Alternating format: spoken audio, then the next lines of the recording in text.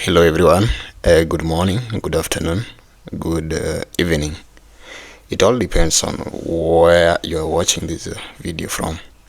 So today I want to talk about something that has been happening. It has been happening in Kenya for the past 1 month or so. It's about the killing of women. In other words, you call it femicide. And maybe we cannot maybe just restrict it to femicide. There has been a lot of killings of people and abductions. So today I'm going to talk about one case which involved the killing of actually 4 women, 3 women, 4 actually, where one of them was actually put in acid, which is so sad. So to start with, this is a case that involved one actually on 21st October of 2024. A lady called Dake Abdinor secretly left her parents' home in Italy to go and visit her boyfriend, the main subject of this matter, called Mr. Hashim Dagane. He is actually an Ethiopian who found a resident in Kenya after some time. So he is the one that we will talk about in this video, and you'll get to know what happened. So this lady called Dake Abdinor, actually the girlfriend, was a second-year student at Great Lakes University of Kisumu, and was actually on holiday and had some time with her boyfriend, that is in this case Hashim Dagane. The parents of this lady had earlier warned her about this guy, but as you can know that some ladies doesn't respect.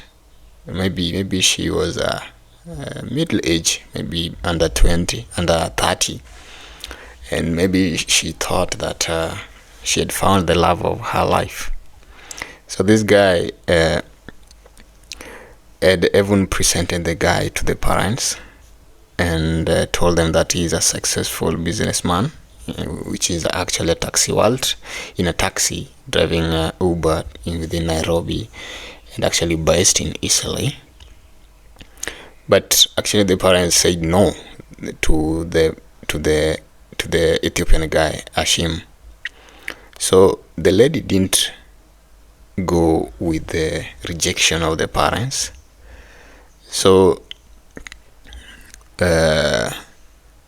she actually denied the rejection and continued with the relationship of this guy, and not knowing that the guy was actually not a clean man. Actually previously he was actually a policeman back in his country, Ethiopia, but due to cases of killings involving killings of his wife plus 3 kids, where he dissolved their bodies in acid, and he actually had to flee his country and found a residence in Kenya. So so the guy actually, before that, he was actually a policeman back in his country. So when he came to Kenya, he had to find a job. He had to equip himself with a job that could enable him to survive back in Kenya, and where he had to even obtain fake citizenship, which enabled him to even get a driving license and even other things that he would need in his daily activities. Actually, he was based in Italy, so he got the driving license, and Italy also, due to his appearance, as you can see, is somewhere like a Somali. You can't actually differentiate him easily from the Somalis, so he preferred Italy because Italy is actually 80% Somalis, so he got it easy to be absorbed there, and the only business that he had to settle on was Uber driver in the routes of Eastleigh and Parklands. So during this day-to-day activities, that is the business, he met the love of his life, that is the lady, the Dake Abdinur, a young beautiful lady who we chased after with the Solomonic words, of course, to convince her. So the two enjoyed secret dates for some time, and also before the lady had to open up with the parents, of which I had said earlier that the parents denied. So up to 22nd October, when Ashim demons now, he had even previously had killed the wife and kids, you remember.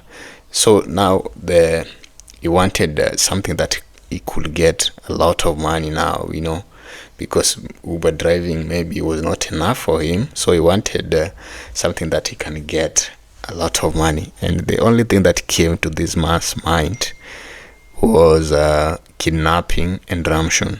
You kidnap people and you get it. You kidnap and order them to pay a lot of money. So although he did not know whom he was going to kidnap, but as a taxi driver, he knew his victim would bring themselves, just like you can order taxi and you could get customers, to make it short. So fate befell that this lady called Waris Daud was actually the first one. So a 46-year-old mama whose skin had irritated the whole day because she was not feeling well up to 8 p.m. So she decided to go to hospital to get treatment, and when she was which was actually, she didn't know that this was the last time that she was being alive or being free.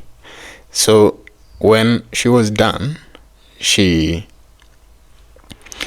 ordered a taxi back home, and it was by coincidence that the person who came was the Ashim, the taxi driver, who had an intention of kidnapping and ordering ransom from the families. So the guy, dressed in a sheep clothing, was welcomed the lady Waris into his car, and shortly afterwards she realized that it is now the kidnapping time, because she had the lady. There were just two in the car, and the lady was sick, that, and sick and helpless. So she drove the lady to an undisclosed location where another woman was also being held ransom also. So meanwhile, back in the home of the Waris, the lady, her daughter Amina and her cousin Nasweba started growing restless because their mom was sick and she went to hospital. So they expected that the mom will come back as early as possible, because it was not a long distance, and being that she was also sick, they didn't expect her to take a lot of time back in the hospital. So they had to now go to the hospital to find out what is happening. So their mom, when they called their mom directed them where. When they called their mom, it was by maybe a bad coincidence, because when they called a taxi too, the only guy that came was Ashim, the taxi driver. So you can imagine you're going to follow up your mom who has been kidnapped, and the person that comes with the taxi, who picks your call rather to the taxi, is the person who has kidnapped your mom and your mom actually. So the ladies were also taken to where the mom was, and since one of his victims had already paid Kenya shillings 1 million ramshon. That is the first one. You remember the first lady that was found already held in ramshon, kidnapped, had paid 1 million, which was deposited to the bank, Ethiopian bank of these the kidnapper, the Ashim. So like he suffocated Amina, and that is the lady, the daughter of the mom, and stabbed Nosoiba deep in her heart, and proceeded to slit their mom's throat, as you can see from the evidence of case of DCI. So his hands had been chopped and separated also. Actually, after cutting the hands of the mom, you can, very sad, he had also to chop, split the throat and chop his hand to separate disposal for her body in different towns to avoid detection. So in the wee hours of 23rd October, he dumped Amina's body at Parklands area, then Sivis body in Buruburu, and Waris chopped hands in South Sea, which we did actually to seal evidence. So when later he traveled to Machakos, where he dumped Waris Daud's body. This is now the mom of the two ladies, near Alim Secondary School along Machakos Road, Kiumbi. He then returned to the city, where he abandoned his car, that is Nissan Note KBQ 718Y at Inner Express Yard at Wakulima Market. So while doing all this, he had now to move back to his hideout in Isili, where he had been holed up with his lover, the Deka. The Deka we know as now the girlfriend.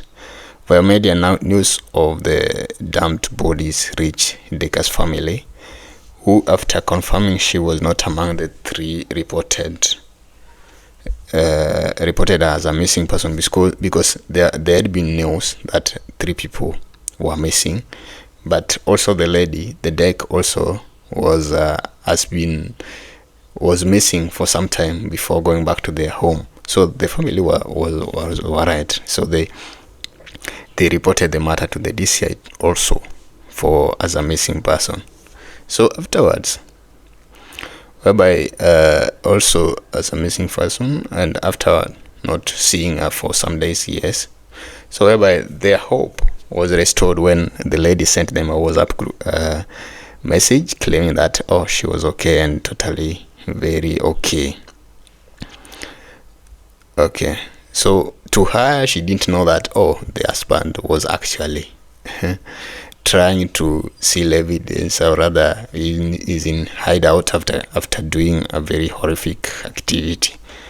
So in this plan, the guy had to hire another person called Gerard Mungare to hire for him an Airbnb at Valley Heights apartment in Lavington, a spot that had chosen as a perfect to end her life, because he did not want a witness who could identify him, especially now since the police were hot on his trail for the Isili triple murder.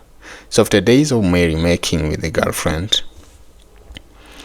Ashim now decided that on October 29th will be the best day to finish his lover off, because now actually the Airbnb that was hired by a friend, because he didn't want any activity anything to disclose his location or something like that.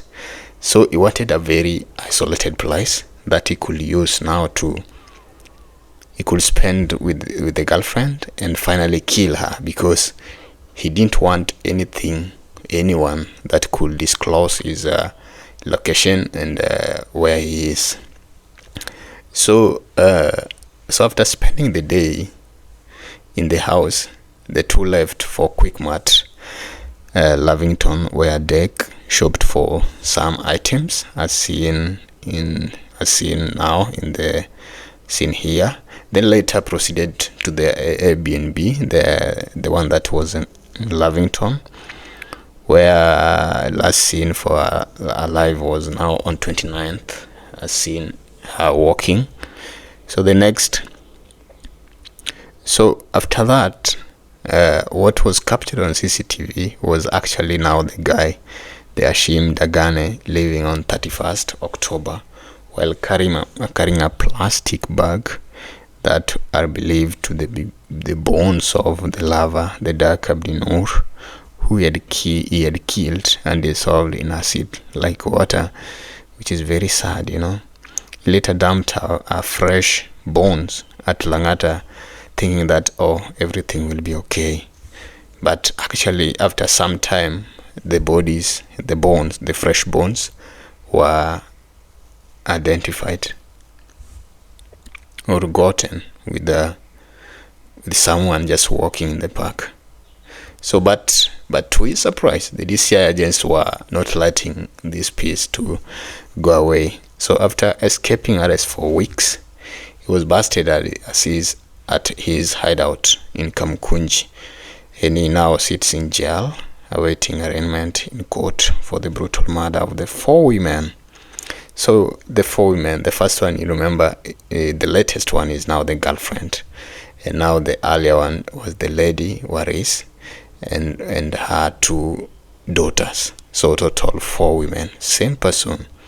So there is a lot which has been happening, and we just hope that in the near future the government, the security agencies will be swift, will be quick to respond, and also to be on the lookout. And also to you who is watching this video, we just have to change, and we have to maybe it is our responsibility also to act normally to curb this femicide. So thank you for watching, and see you in the next video. Thank you.